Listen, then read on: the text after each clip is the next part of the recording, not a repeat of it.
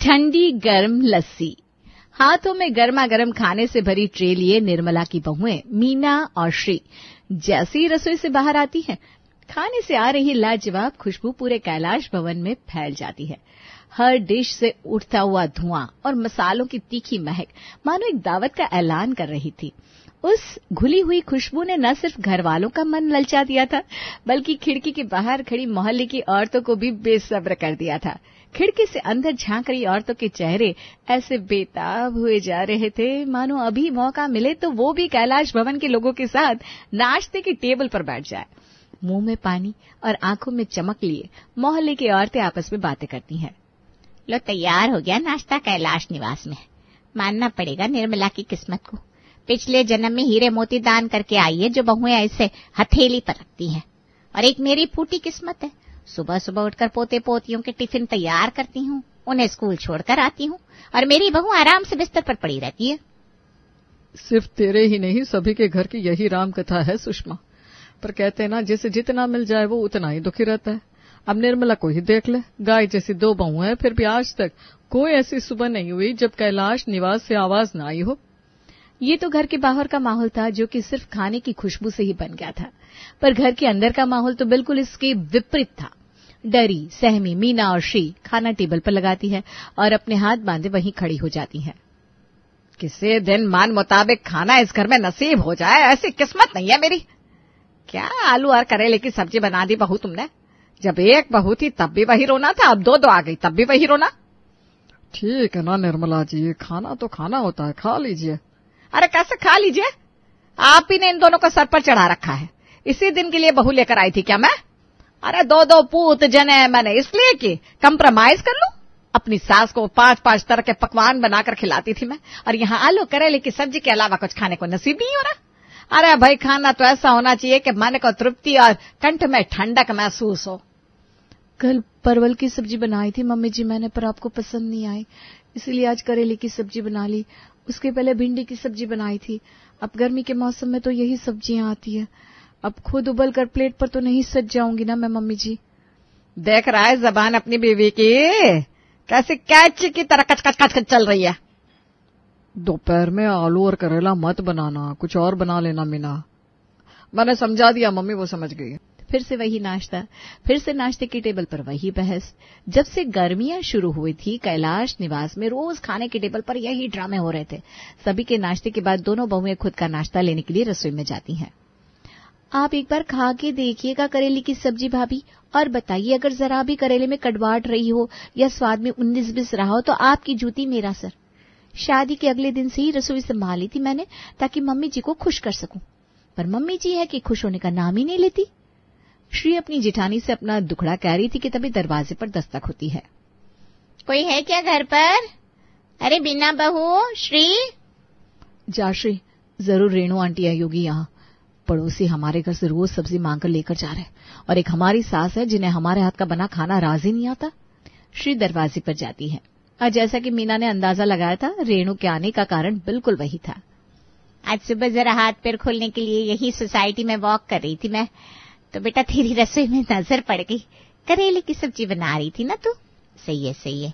इसी तरह ना रोज अलग अलग तरह की सब्जी बनानी चाहिए। मैंने भी जवानी में कई सब्जियां बनाई हैं, पर अब नहीं होता। वो तो है आंटी जी, इस उम्र में भी आप काम कर लेती है, वही बड़ी बात है।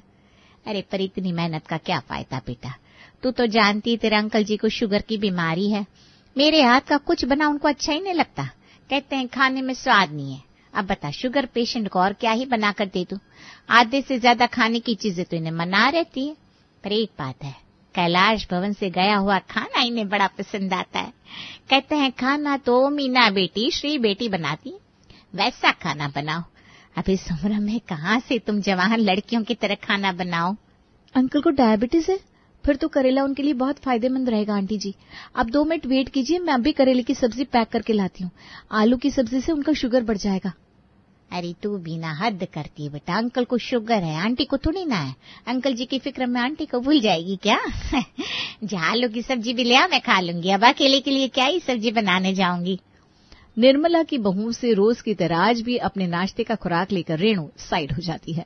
दोपहर के 1 बजे मीना के कमरे में बैठी देवरानी जेठानी दोपहर के खाने का डिस्कशन कर रही थी।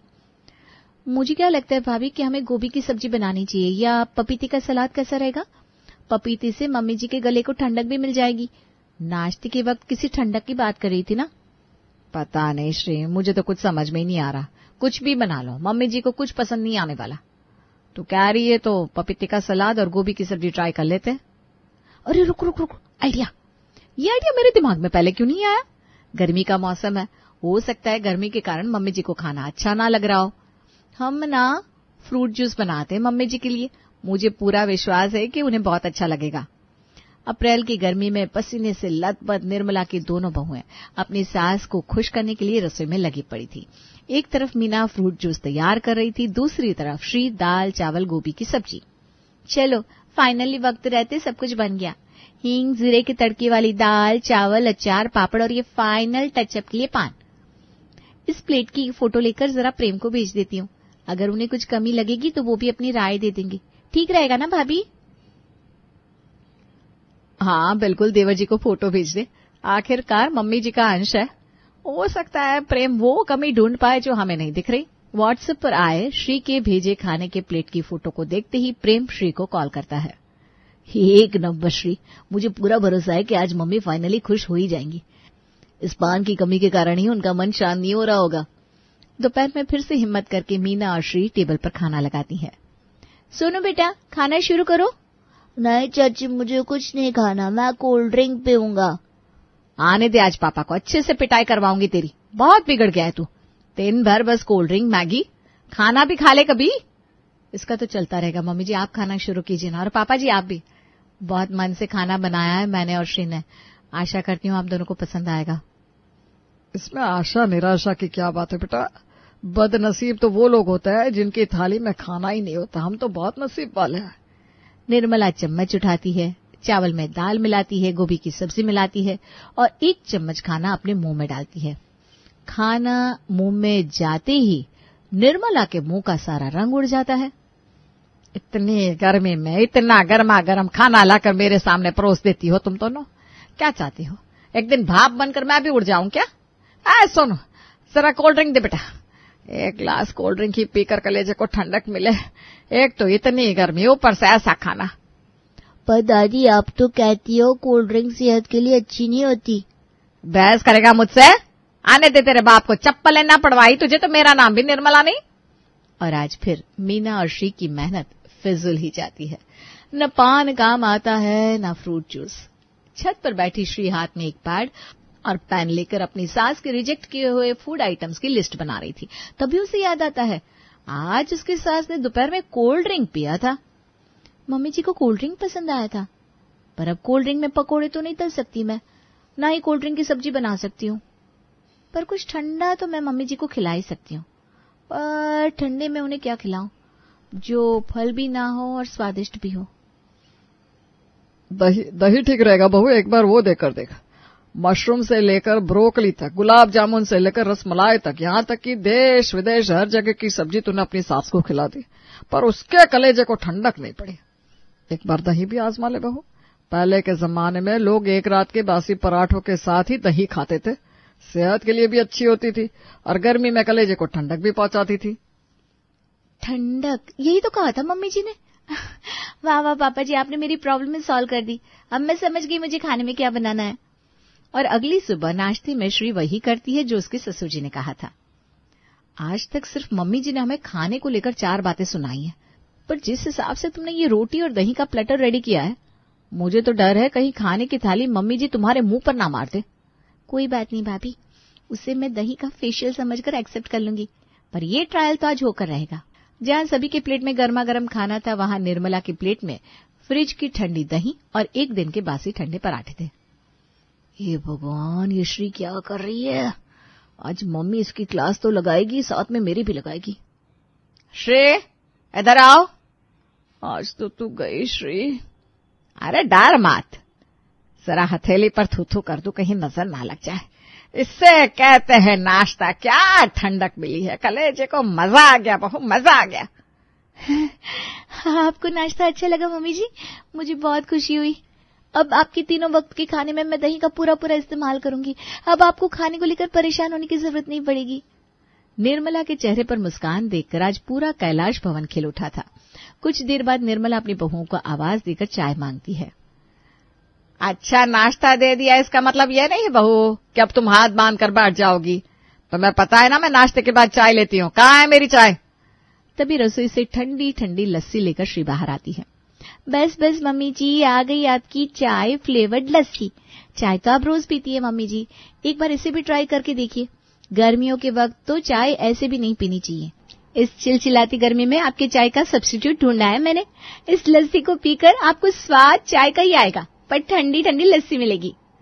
एक बार तेरी तारीफ हो गई तो तू मुझे कुछ भी पिलाएगी क्या बहू?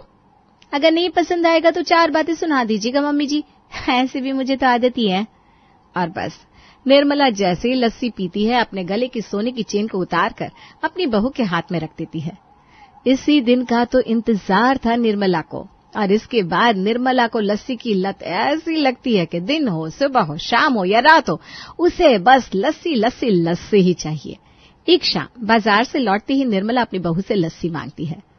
अरे बहू जरा 1 गिलास लस्सी देना, और मिंट फ्लेवर की बनाना।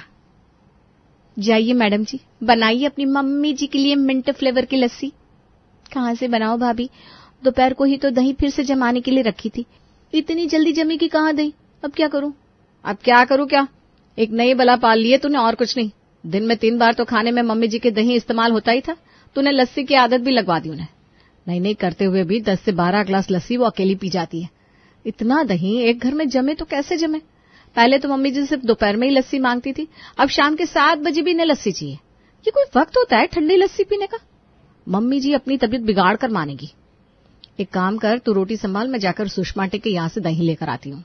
मीना चुपके से अपने घर से निकलती है और पड़ोसन सुषमा के घर से दही ले आती है। ठंडी ठंडी मीठी मीठी मिंट फ्लेवर लस्सी पीकर डिनर करके निर्मला सो जाती है और अगली सुबह उठती है।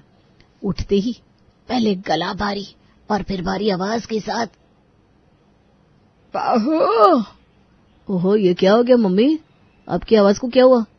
कुछ दिनों से मुझे लग ही रहा था कि आपकी तबीयत बिगड़ सकती है, अब तो कुछ ज्यादा ही बिगड़ गई है। रात को कौन दही खाता है निर्मला जी? दही नाश्ते और दोपहर के वक्त खाने की चीज होती है। आप तो रात को भी लस्सी पीकर सो रही हैं, तबीयत तो बिगड़नी है आपकी। जा बहू, सास के लिए गर्मा गर्म चाय बना दे। आपको पीनी है तो पी, मैं तो लस्सी लस्सी पीऊंगी। जा बहू, इस बार मेरे लिए कॉफी फ्लेवर की लस्सी बना कर लिया। बेचारी श्री, जितने इतना ज्यादा दिमाग लगाकर अपनी सास के कलेजे को ठंडा करने की कोशिश की थी, वो कलेजा आज इतना ठंडा हो गया था कि निर्मला की तबीयत पर बात आ गई थी। ये सब तुम्हारे कारण हुआ है श्री। भले ही मम्मी नाश्ते को देखकर चिढ़ती थी, तुम्हें 2-4 बातें सुनाती थी, पर कम से कम बात उनकी सेहत पर तो नहीं आई थी। मम्मी को खुश करने के चक्कर में ये देखो तुमने क्या कर दिया। अरे उसमें बहू की क्या गलती है? तू उसे क्यों डांट रहा है? जब निर्मला खाने को देखकर खुश हुई थी, तब तुम सब भी तो खुश हुए थे। इस तरह से बहू पर गुस्सा करने से क्या हो जाएगा? हाँ चाचू, और दादी ने तो मेरी कोल्ड ड्रिंक भी पी ली थी। तबीयत तो उनकी कोल्ड ड्रिंक से भी खराब हो सकती थी। मेरी मैम ने मुझे पढ़ाया है, दही और दूध शरीर के लिए अच्छे होते हैं।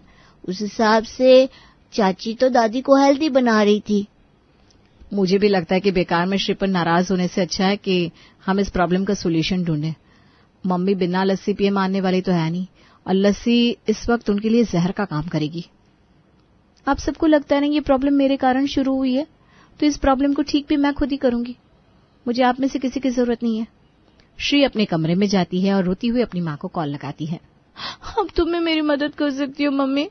मेरी सास ने तो लस्सी पीने की जिद ठान ली है, पर उन्हें बहुत बुरी खांसी है। ऐसे में उन्हें लस्सी देना ठीक होगा क्या?